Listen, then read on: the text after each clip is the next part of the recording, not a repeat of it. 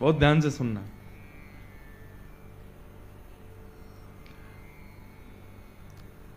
राधा रानी के गोलोक धाम में एक मणि का पिंजरा है। उस मणि के पिंजरे में एक सुख पक्षी रहता है जो कि सुखदेव जी ही हैं। ये सुखदेव जी के जन्म से पूर्व की कथा है। राधा रानी को वो सुख इतना प्रिय है, कभी कभी राधा रानी उसके पास जाती हैं तो उससे कहती हैं कहो गोविंद, तो वो तुरंत कहता है गोविंद। कहो माधव, वो कहता है माधव। कहो दामोदर, तो तोता तुरंत कहता है दामोदर। अब श्री किशोरी जी को इतना सुख मिलता है कि उन्होंने अपने जो सुख पक्षी है उसको इतने ठाकुर जी के नाम रटा दिए कि अब जब जब किशोरी जी उसके सन्मुख जाती हैं तो गोविंद, दामोदर, माधव, इस प्रकार कह के करके वो कीर्तन करता है और किशोरी जी को इससे बड़ा प्रेम हो गया। किशोरी जी को बहुत सुख है कि अब ये नित्य ठाकुर जी का नाम जप करता है। चलते फिरते उठते बैठते जब जब भी अपने कक्ष में आती हैं किशोरी जी, वो तोता गाना शुरू कर देता है, ठाकुर जी का नाम उच्चारण करना प्रारंभ कर देता है। एक दिन स्वयं श्री राधा रमन लाल जी जब गोलोक धाम पहुंचे और किशोरी जी के अंतःपुर में उन्होंने प्रवेश किया, ललिता, विशाखा आदि समस्त सखियों ने ठाकुर जी को प्रणाम किया, लेकिन उस सुख पक्षी ने प्रणाम नहीं किया। ठाकुर जी को प्रणाम ना करता देख किशोरी जी ने आज्ञा की, बोले तुमने प्रणाम क्यों नहीं किया? तब वो सुख पक्षी कहता है इनको प्रणाम क्यों करूं, ये कौन है? बोले ये वही हैं जिनका तुम नाम गाते हो, दामोदर, माधव, केशव, कन्हैया आदि आदि जो भी तुम नाम कहते हो, ये वही हैं, इनको प्रणाम करो। बोले इनको प्रणाम क्यों करना है? ये ऐसे कौन सी इनके अंदर विशेषता है जिसके लिए इनको मैं प्रणाम करूं? तब किशोरी जी के मन में भाव आया, बोले इसमें नाम निष्ठा तो है लेकिन नामी को भी जानता नहीं है, और यदि नामी को जानेगा नहीं, पहचानेगा नहीं तो नाम गाना व्यर्थ है। नाम गाने से कोई लाभ नहीं होगा। हां, इतना लाभ जरूर हो जाएगा कि बस इसके पूर्व संचित कर्म के जो पाप होंगे वो जरूर इस नाम निष्ठा से नष्ट हो जाएंगे, लेकिन इसको भगवत प्राप्ति कभी नहीं हो पाएगी। क्यों? नामी को जानता नहीं। और जाने बिन ना होए परतीति, बिन परतीति होत नहीं प्रीति। जाने बिन न होए परतीति, बिन परतीत होत नहीं प्रीति। और जब तक प्रीति नहीं होगी तब तक श्याम सुंदर मिलेंगे नहीं। तब किशोरी जी ने उस सुख पक्षी को आज्ञा की कि हे सुख, तुम पृथ्वी पर जाओ और जिनका तुम नाम गाते हो ना, इनकी कथा सुन करके आओ, इनकी कथा में रम करके आओ, तब मेरी प्राप्ति होगी, नहीं तो लौट करके मेरे पास आना मत।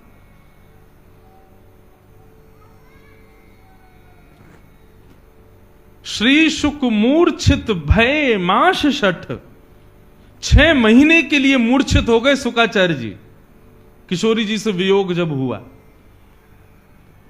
तब पुनः किशोरी जी की प्राप्ति के लिए शुकाचार्य जी ने पृथ्वी पर आकर के पहले महादेव से अमर कथा को श्रवण किया और फिर वेदव्यास जी के यहां पुत्र रूप में जन्म लेकर के संपूर्ण भागवत को अपने हृदय में धारण किया। और परीक्षित को सुना करके, कहीं भी ग्रंथों में वर्णन नहीं है कि सुखदेव जी कहां गए, कथा सुनाते पूरी करते सीधे श्री शुकाचार्य जी किशोरी जी की शरण में चले गए। तब किशोरी जी ने उनको स्वीकार किया कि हां, अब तुम कथा में रम करके आ गए हो, अब तुम उनके स्वभाव से, उनके भाव से, उनकी प्रत्येक क्रिया से अब तुम परिचित हो गए हो, अब तुम मेरे पास रहने योग्य हो। ये बात मैं क्यों बता रहा हूं? हापुड़ में किशोरी जी के उपासक बहुत हैं, लेकिन किशोरी जी किसको स्वीकार करती हैं? जो ठाकुर जी की कथा में रमा हो, ओतप्रोत हो, लता पता हो। आप किशोरी जी का नाम गुणगान खूब करो, लेकिन जिस नाम को आपने गाया उस नामी के यदि उस स्वभाव से आप परिचित नहीं हो तो किशोरी जी को वो नाम प्रिय नहीं लगेगा। आपके मुख से नाम गान में सुख ही उनको तभी आएगा जब कथा में मैं कोई अपनी कथा, मैं तो आज जा रहा हूं कथा करके, लेकिन आप लोगों से निवेदन करके जा रहा हूं। कथा साधारण नहीं है बंधुओं। चारों युगों में जिनका प्रताप है, ऐसे श्री हनुमान जी महाराज को जब रघुनाथ जी जा रहे थे तो कह के गए तुम पृथ्वी पर ही रहो, हम सब जा रहे हैं गोलोक धाम, लेकिन तुम यहीं रहो। हनुमान जी बोले मैं नहीं रह पाऊंगा पृथ्वी पर। तब राम जी बोले अच्छा एक काम करें, तुमको हम एक वरदान देके जाते हैं। बोले क्या? बोले यत्र यत्र रघुनाथ कीर्तनम तत्र तत्र कृतमस्तकांजलिम बाष्पवारी परिपूर्ण लोचनम मारुतिम नमत राक्षसांतकम। जहां जहां मेरी कथा होगी तुम मुझसे प्रार्थना करोगे तो उस कथा में तुमको थोड़े क्षण के लिए जाने की मैं आज्ञा दे दूंगा, तुमको कथा यहां प्राप्त होगी पृथ्वी पर। तब हनुमान जी बोले फिर तो मुझे गोलोक धाम नहीं जाना, तब तो मैं यहीं रहूंगा ताकि मुझे कथा मिलती रहे। ऐसे श्री हनुमंत लाल कथा के रसिक हैं, इसलिए रघुनाथ जी के प्रिय हैं। ठीक वैसे ही हम ब्रजवासी हों चाहे ब्रजरज उपासी हों, लेकिन कथा में यदि हमारी रति नहीं है, कथा में यदि हमारी प्रीति नहीं है, ठाकुर जी स्वीकार नहीं करेंगे। और ठाकुर जी कर भी लेंगे, किशोरी जी नहीं करेंगे।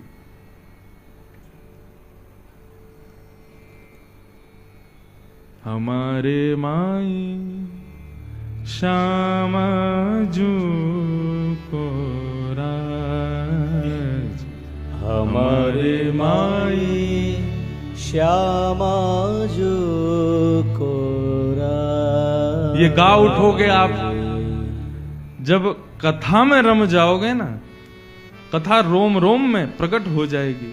कथा सुनने में रति, सत्संग सुनने में, ठाकुर जी की मधुर चर्चा सुनने में जब रस आने लगेगा ना, तब इस पद को गाने का अधिकार प्राप्त होगा। तब समझना कि हां अब किशोरी जी ने अपना वरदहस्त रखा है। नाम में निष्ठा है, धाम में निष्ठा है, प्रसाद में निष्ठा है, लेकिन कथा में निष्ठा नहीं है, तो आप इस पद के गाने के अधिकारी नहीं हो। क्योंकि आप पे ठाकुर जी की कृपा होगी, किशोरी जी की नहीं है। किशोरी जी की कृपा तो तब होती है जब ठाकुर जी की चर्चा सुनने में नेत्र सजल हो जाएं। वाष्पवारी परिपूर्ण लोचनम, इसका अर्थ क्या है? हनुमंत लाल जब कथा में आते ना तो उनके नेत्र आंसुओं से भरे रहते हैं। मारुतिम नमत राक्षसांतकम। कथा में रति होना किशोरी जी की कृपा का पूर्ण फल है। एक बाबा थे हमारे मथुरा में, नाम में बड़ी निष्ठा थी उनकी। नाम में और कथा में दो चीजों में निष्ठा थी, इसके अतिरिक्त तो और कोई, उनसे कोई कहता बाबा बिहारी जी चलो, बोले तुम जाओ।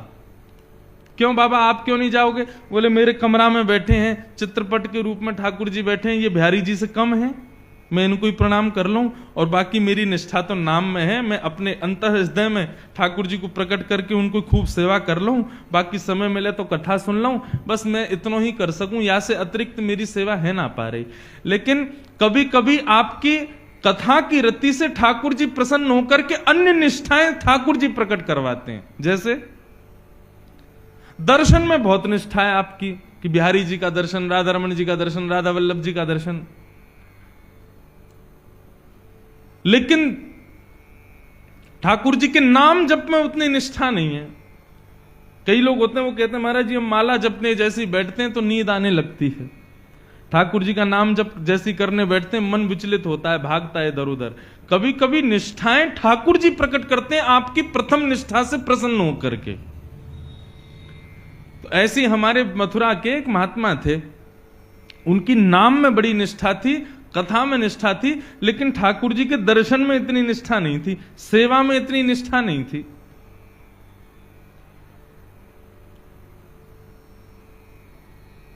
नाम जप करते थे और 24 घंटे में से कम 20 घंटे नाम जप करते थे।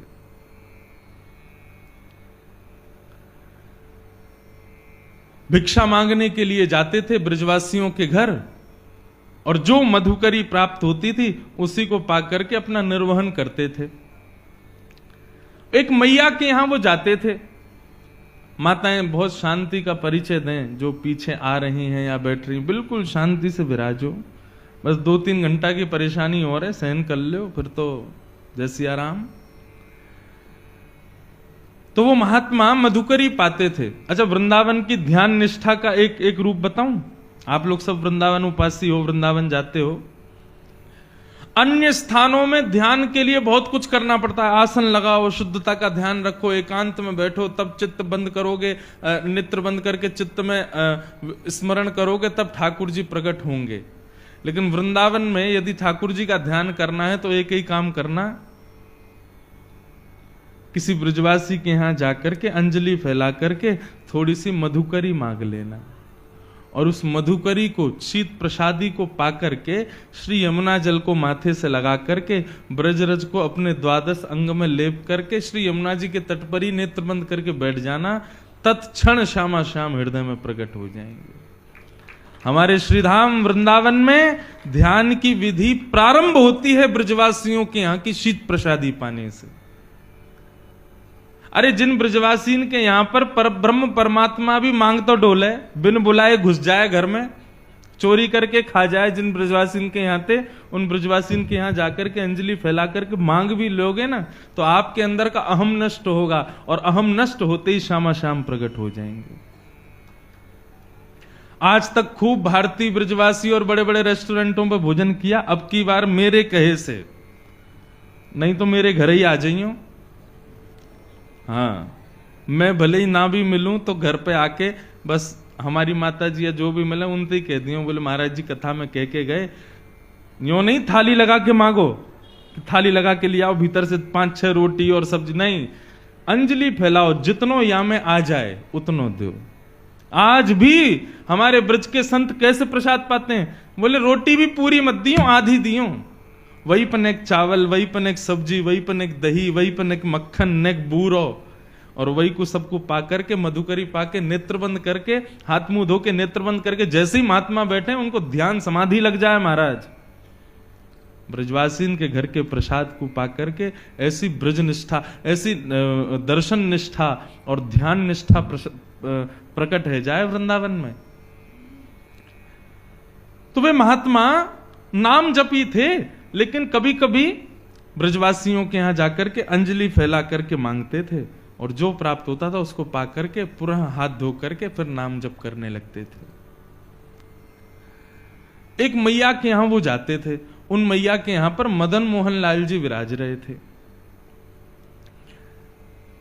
तो बाबा जब आते थे तो बंधुओं एक पद है श्री रैदास जी का, उसमें भाव है, सो ही सुहागन प्रिय जाही रीझ हैं। ठाकुर जी कब किससे रीझ जाएं कुछ पता नहीं है। जैसे ही वो बाबा नित्य अंजलि फैला करके प्रसादी मांगने के लिए आते तो भीतर बैठे मैया के घर में मदन मोहन लाल जी उन पर रीझ गए, और ठाकुर जी के मन में भाव आया, इनको नाम निष्ठा तो बहुत है, लेकिन इनको मेरी सेवा और दर्शन में ज्यादा निष्ठा नहीं है। लेकिन नाम निष्ठा इतनी सुंदर है कि उससे ठाकुर जी प्रसन्न होकर कि अब उनको अपने दर्शन की सेवा, दर्शन की निष्ठा उनके हृदय में प्रकट करना चाहते हैं। तो ठाकुर जी ने क्या किया, वो मैया रात्रि में जैसे ही ठाकुर जी को शयन करा करके सोई तो ठाकुर जी स्वप्न में प्रकट हो गए, और मैया से बोले, मैया तेरे यहां वो जो बाबा आवे ना मधुकरी मांगवे, बोले हाँ, कल को जब वो भिक्षा मांगवे आवे ना तो तू मोए जाके दे दियो बाकी गोद में। मैया तो रोने लगी, बोले क्यों, मेरी सेवा में कोई कमी जो आप बाबा के पास जाना चाहो? बोले ना मैया, आपकी सेवा से मैं बड़ा प्रसन्न हूं, लेकिन अब आप थोड़े दिन की और रह गई हो, कछु दिना में आप चली जाओगी, फिर मेरी सेवा कौन करेगा? या हमारे मैं तो अपनी व्यवस्था कर रहा हूं, बाबा को जाके मुंह को कल दे दी हूं, अब मैं वही के पास रहूंगा। रात भर मैया रोई बेचारी, लेकिन ठाकुर जी की आज्ञा उसने मानी। दूसरे दिन जब संत पधारे तो कहा, मैया भिक्षा दो, कुछ मधुकरी प्रसादी दो। मैया भीतर से अपने ठाकुर जी लेके आई, बाबा की गोद में धर दिए, ले बाबा भिक्षा। बाबा बोले, हमसे ये सेवा वेवा नहीं होती है ठाकुर जी की, हम तो भैया नाम उपासी हैं, बस नाम जप करना जानते हैं। ये श्रृंगार करना, स्नान कराना, वस्त्र पहनाना और ये 56 भोग धराना, ये राजोपचार हमसे नहीं आता है, हम केवल नामोपचार जानते हैं। आप ठाकुर जी से पुनः निवेदन कर दो, छोटी सी कुटिया में रहता हूं मैं, यहां पे 8 बार भोग लगता होगा, मेरे यहां तो कोई प्रसादी की भी व्यवस्था नहीं है, इनको भूख बहुत लगती है, मैं इनको भोजन नहीं करा पाऊंगा। श्रीनाथ जी में 8 बार भोग आता है, जिसमें से 3 बार का भोग आप सुनकर के आश्चर्य करोगे, उसका नाम है श्रम भोग। क्या नाम है? श्रम भोग का तात्पर्य क्या है? ठाकुर जी को उठते ही पहले लड्डू और दूध का भोग लगता है, श्रीनाथ जी को, या माखन मिश्री का भोग लगेगा। लड्डू तो विशेष है, लड्डू दूध माखन मिश्री सब तो आएगा ही उठते ही। यहां तक कि ऐसा वर्णन है कि श्री नंदलाल पौड़े भय रहे में उठे ही ना है। यशोदा मैया कभी पाम दबावे कभी हाथ दबावे, ठाकुर जी उठे ही ना है, चदरिया ओढ़ ले, मुंह मत उठाओ। तब मैया कहा करे, पात्र में दूध लेके आवे और लाला के सिरहाने पे हाथ रख के लाला सोते भय लाला को उठा के ही मोहते दूध छुपा दे। तब दूध पीते पीते पीते पीते तब ठाकुर जी के नेत्र खुले, तब मैया उनकी आरती करे। ये है मंगला। आज भी श्रीनाथ जी में ठाकुर जी के शयन में ही दूध आ जाता है सुबह सुबह। और जो वहां मुखिया जी हैं वो दूध भोग को उठा के ठाकुर जी के अधर से छुपाएंगे, तब दीप प्रज्वलन वगैरह होंगे कि मतलब अब ठाकुर जी उठ गए। मतलब नींद में ही दूध पी में तब आंख खुले ठाकुर जी की। और श्रम भोग क्या है कि पहले आ गया मंगला भोग, फिर आएगा बाल भोग, और बाल भोग पाने के बाद फिर ठाकुर जी का श्रृंगार होगा। मुकुट धारण किया, माला धारण करी, सब करी, तो फिर कहे में कि भैया अब ठाकुर जी श्रृंगार करावे में थक गए, तो अब इनके लिए भोग लाओ। वो आता है श्रम भोग। बताओ, कपड़ा पहनवे में थक जाएं ये।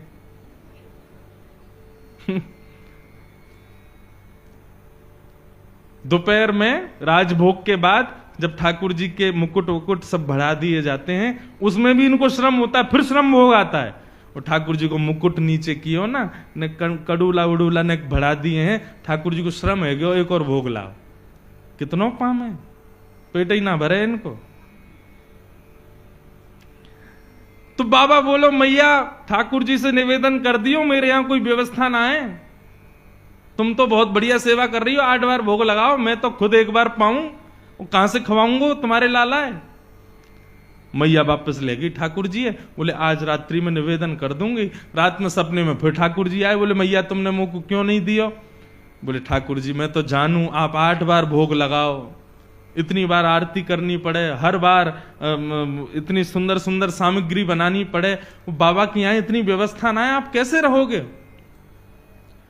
ठाकुर जी बोले मैं रह लूंगा, लेकिन रहूंगा अब उन्हीं के पास, आप मुंह को दे दो।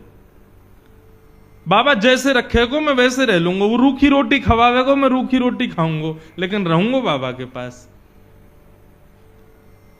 बंधुओं, इस भाव से ये पता चलता है हम सबके घर में ठाकुर जी बैठे हैं। कितनी कृपा है ठाकुर जी की। हम बच्चों को भोजन परोसते हैं तो बच्चे नाक मुंह मोड़ ले, मैया में नमक कम है, इसमें नींबू नहीं है, ये नहीं है, वो नहीं है। ठाकुर जी को जैसा दे दो वैसा पा लेते हैं।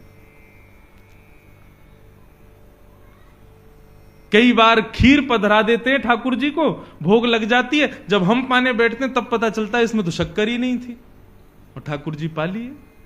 कभी शिकायत नहीं करते, जैसा दे दो वैसा स्वीकार है। कैसे प्रेमी हैं ठाकुर जी। हमारे बच्चे नाक मुंह मोड़ते हैं, लेकिन ठाकुर जी कभी मना नहीं करते, सब स्वीकार करते हैं, जैसा दे दो।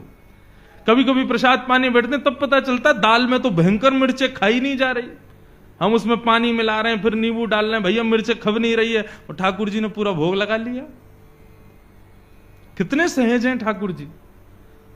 इससे यह समझ आता है कि ठाकुर जी आपके घर में विराज रहे हैं, आप जैसी सेवा करना चाहो उनको सब स्वीकार है, क्योंकि वो आपके हैं। ऐसा प्रेम हम क्यों नहीं करते ठाकुर जी से। हम जैसा ठाकुर जी को वस्त्र पहना दें, जैसा स्नान करा दें। कई लोगों के घरों में जाता हूं, अलमारी में ठाकुर जी बैठे हैं, छोटी सी अलमारी में, बेचारे कभी मना नहीं करते, कभी कुछ नहीं कहते। उनके लिए शयन की कोई अच्छी व्यवस्था नहीं है, उनके लिए बैठने की कोई अच्छी व्यवस्था। कई लोगों के घरों में दर्शन करने जाते हैं, ठाकुर जी के पीछे चुईया बैठी है, बेचारे कभी शिकायत नहीं करते। हमारी शिकायतें खत्म नहीं होती। आप ऐसा क्यों नहीं कर रहे हो, हे नाथ हमारे जीवन में इतने कष्ट क्यों, ऐसा क्यों, वैसा क्यों। सदैव हम ठाकुर जी शिकायत ही करते रहते हैं, लेकिन ठाकुर जी कभी नहीं करते। मुझे तो कभी कभी पता है क्या लगता है, ये जो हमारे घर में ठाकुर जी बैठे हैं ना, आप जैसी वस्तु दोगे सब स्वीकार कर लेंगे, कभी शिकायत नहीं करेंगे। क्यों? जब मृत्यु के बाद हम जाएंगे ना ठाकुर जी के पास, और जाकर कहेंगे ठाकुर जी आपने हमारे जीवन में बहुत कष्ट दिए, बहुत विपदाएं दी, बहुत ये दिया। ठाकुर जी बोले तेरी लिस्ट खत्म हो जाए फिर मेरे को देना, मैं लिस्ट निकालूंगा अपनी। वादना चुईया बैठी मेरे सिर पर, कचू कही मैंने? तेने दाल में मिर्च ज्यादा डाली, कचू कही मैंने? वहां नमक कम आओ, बिल्कुल शक्कर नहीं डालो, खीर में तेने ऐसी खा लियो मैंने, कचू कही मैंने? एक दिन जली भई रोटी मुंह को दे दी तेने, मैंने कचू कही? प्रेम से पाए हो ना। तुम सबरो परिवार 3 दिन के लिए ब्याह में चले गए, मुंह को घर में छोड़ गए अकेले, कचू कही मैंने?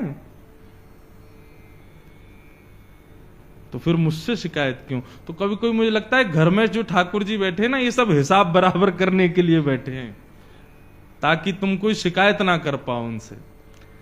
तो मैया ने बाबा से कही, बाबा वो ठाकुर जी बाबा के यहां कोई व्यवस्था नहीं है। ठाकुर जी बोले मैं रहूंगा वही के पास, चाहे कोई व्यवस्था ना हो। बाबा रूखी रोटी खवावे को मैं वही से रह लूंगा, लेकिन अब वही के पास रहूंगा। बड़े महल में रहते हैं ठाकुर जी, मदन मोहन लाल जी, परंतु उस महल को छोड़ करके उस बाबा की कुटिया में आ गए। बाबा ले आए। मैया ने कही बाबा आप जैसे रखोगे रहेंगे, आपके पास ही रहेंगे। ठीक है, हम तो एक बार भोग लगाएंगे बस।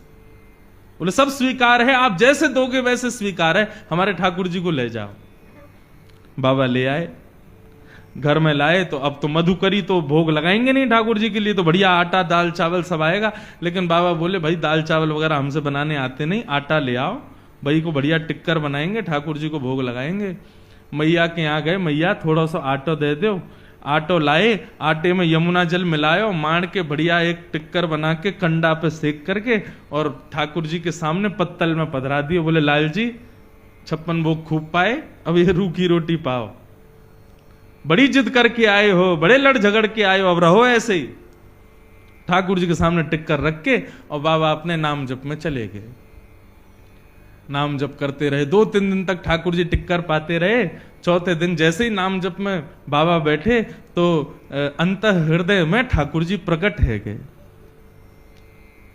जैसे ही ठाकुर जी प्रकट हुए, बाबा बोलो ठाकुर जी प्रणाम, आप सुख से विराज रहे हो, कोई कमी तो नहीं है सेवा में?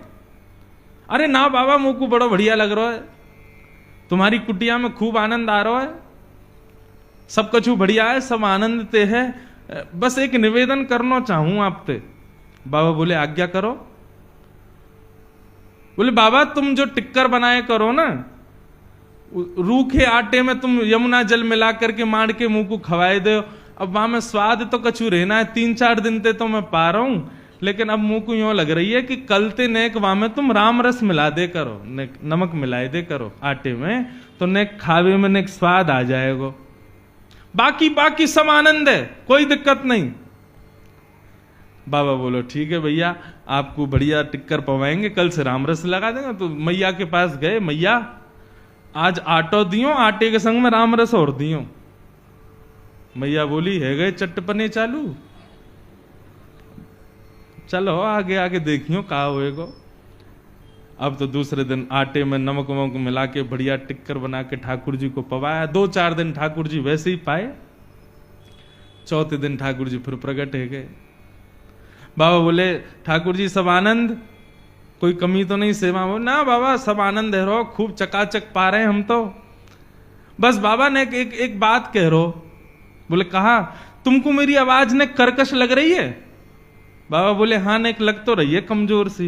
बोले बाबा वो रूखी रोटी खा खा के मेरो गलो जो है का है वहां में रोटी इर्ज गई है। अरे सरकार आपको कष्ट है गए, इर्ज गई समझ गए? इर्ज गई मतलब फंस गई है। तो बाबा बोले आज्ञा करो। बोले मैं तो बस यूं कह रहा हूं कि कल ते ने घी चुपड़ दोगे वहां में रोटी में, तो नेक वो नेक आसानी तो भीतर चली जाए करेगी। बाबा बोले मतलब अब कल से आटा नमक और घी भी लाना है।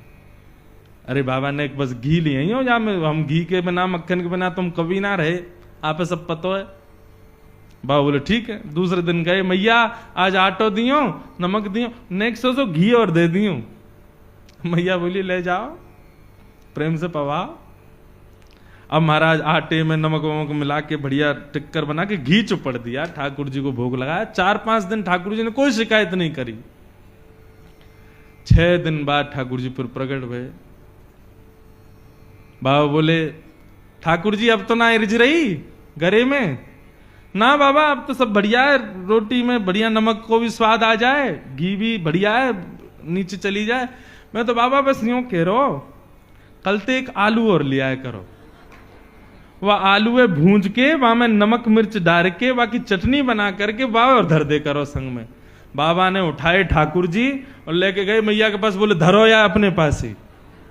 अरे अभी आटो आयो, नमक आयो, घी आयो, ये तो 56 भोग ले आएंगे कल को घर में, कहां भजन करूंगा मैं।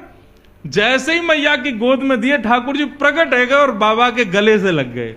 बोले मैं रहूंगा तुम्हारे पास ही, चाहे जैसे रखो, मैं रहूंगा तुम्हारे संग ही।